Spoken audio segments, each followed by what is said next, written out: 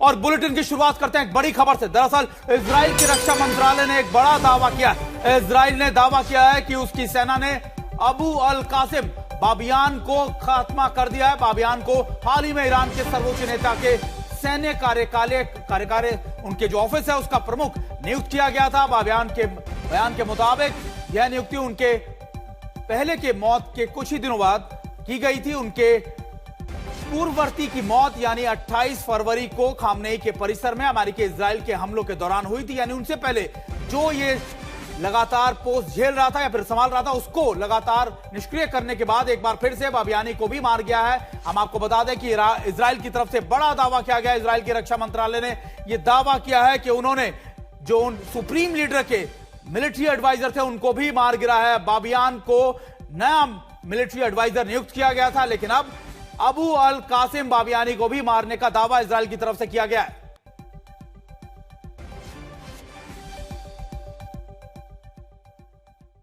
और अगली बड़ी खबर का भी रुख करते हैं। ईरान ने अपने तेल डिपो और रिफाइनरियों पर हमले को लेकर अमेरिका और इजराइल को बड़ी चेतावनी दी है। ईरान ने कहा है कि अगर ईरान के तेल ढांचे पर हमले जारी रहे तो तेहरान भी इसी तरह से कार्रवाई कर सकता है। ईरान की सशक्त सेना खातम अल अभियान सेंट्रल मुख्यालय के प्रवक्ता ने क्षेत्रीय देशों से अमेरिका और इजराइल को चेतावनी देने का आह्वान भी किया है। और देखिए जिस तरीके से पिछले 2 दिनों से ईरान की बड़ी एयर ऑयल रिफाइनरीज पर अटैक किए जा रहे हैं, उसके बाद से ईरान ने भी बड़ी चेतावनी दी है। ईरान ने मिडिल ईस्ट के तमाम देशों को कहा है कि वो अमेरिका और इजराइल को ये समझाएं, अदरवाइज वो भी बड़े अटैक कर सकते हैं।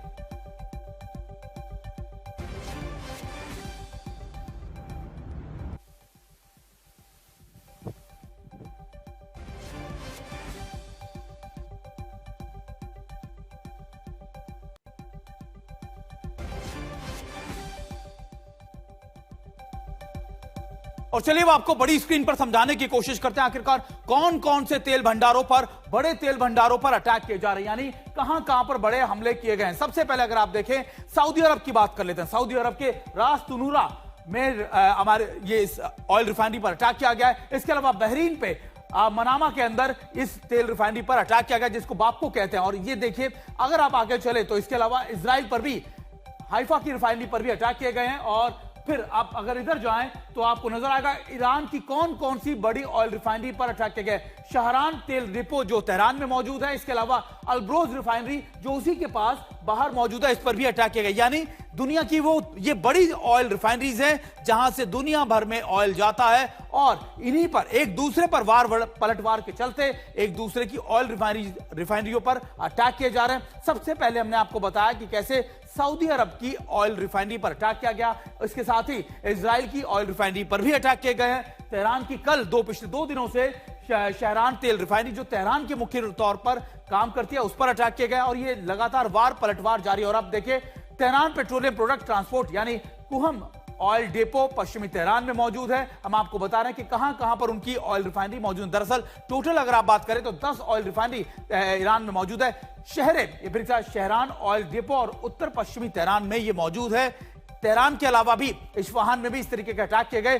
फर्दीस ऑयल डिपो करास के अंदर यहां पर भी अटैक किए गए। और हम आपको एक एक करके बता रहे हैं कि आखिरकार कहां कहां पर अटैक किए जा रहे हैं। तेहरान के पेट्रोलियम प्रोडक्ट ट्रांसपोर्ट सेंटर पर अटैक किए गए, यानी हर बड़े लोकेशन पर अटैक किए जा रहे हैं। इस बीच एक बड़ी खबर भी आ रही है, आपको वो भी बता दें कि यूएई ने ईरानी ड्रोन को किया है ध्वस्त। देखिए यूएई की तरफ से भी लगातार ईरान के कई ड्रोन को इंटरसेप्ट कर मिसाइलों को इंटरसेप्ट कर मार गिराया जा रहा है। इसी बीच एक बड़ी खबर आ रही है कि एक बार फिर से यूएई ने ईरान के ड्रोन को न सिर्फ इंटरसेप्ट किया बल्कि उसको निष्क्रिय भी किया। यूएई ने अब तक 113 ड्रोन ईरान के नष्ट कर दिए हैं। यानी लगातार ईरान की तरफ से यूएई पर बड़े हमले किए जा रहे हैं।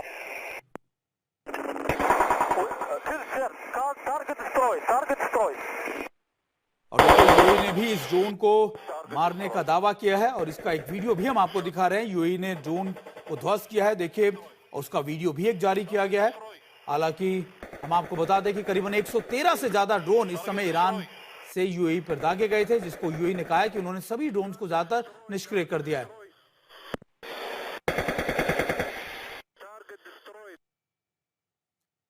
और इस बड़ी खबर पर हमारे साथ हमारे सहयोगी आशुतोष मिश्रा दुबई से जुड़ रहे हैं, उनका रुख कर लेते हैं। आशुतोष, लगातार ये माना जा रहा था कि देखिए ईरान की तरफ से जब राष्ट्रपति का बयान आया कि शायद चीजें ठंडी हो जाएंगी, चीजें ठीक हो जाएंगी, लेकिन उसके बाद भी हम देख रहे हैं कि इसी तरीके के बड़े ड्रोन अटैक किए जा रहे हैं और ऑयल रिफाइनरीज या उनके मेजर इंफ्रास्ट्रक्चर को टारगेट किया जा रहा है।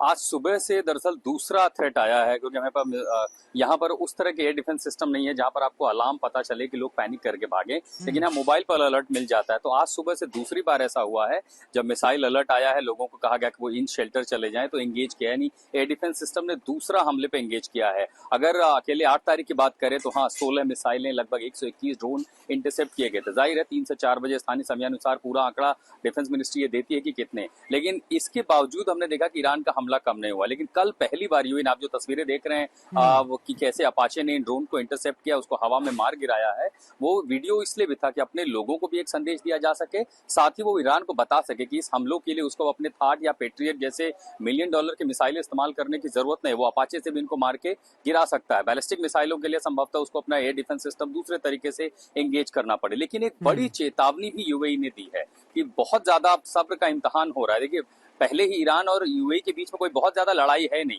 दुनिया का सबसे यंग देशों में से एक 1971 में बना था, और ये भी माना जाता है कि देखिए 71 में बनने, यूएई के बनने के पहले ही ईरान ने उसके 3 आइलैंड पर कब्जा कर रखा है। उसको लेके कभी लड़ाई नहीं हुई है, एक फ्रेंडली एटमॉस्फेयर रहा है, माहौल जो गल्फ खाड़ी देशों में रहा है, लेकिन अब आप उसकी संपत्ति पर नुकसान पहुंचा रहे हैं। ग्लोबल ट्रेड ऑर्डर जो है डिस्टर्ब हुआ पड़ा है, लोगों के सामने मन में आशंका, भय है, तो सरकार के सामने चिंता कि अपने लोगों को सुनिश्चित रखे कि आप सेफ हैं। लेकिन बार बार अगर आपका एयर स्पेस वायलेट हो रहा है, उसके मिसाइल के टुकड़े यहाँ पर गिरेंगे, एयर डिफेंस अगर उसे न्यूट्रलाइज करता है, तो हमने उसका असर देखा है रिहायशी इलाकों पर। इसको लेकर के यूएई अब सख्ती दिखा रहा है, उसका रवैया सख्त हो रहा है, उसके बयानों में काफी सख्ती आ रही है। और हाँ, लगातार सोचिए कि आज 10वां दिन है और सुबह से 2 बार इस तरह के अलर्ट आ चुके हैं जब लोगों को इन शेल्टर जाने को कहा गया। हम भी जहां पर जैसे तुरंत मिसाइल अलर्ट आता, सबसे पहले कोई दुकान और रिहाइश हो, अंदर चले जाते हैं, ताकि लोग जो है, जब तक ये विड्रॉ नहीं किया जाता कि अब ये थ्रेट खत्म हो चुका है, तो ये चिंता तो लगातार लोगों की बनी हुई है। बिल्कुल।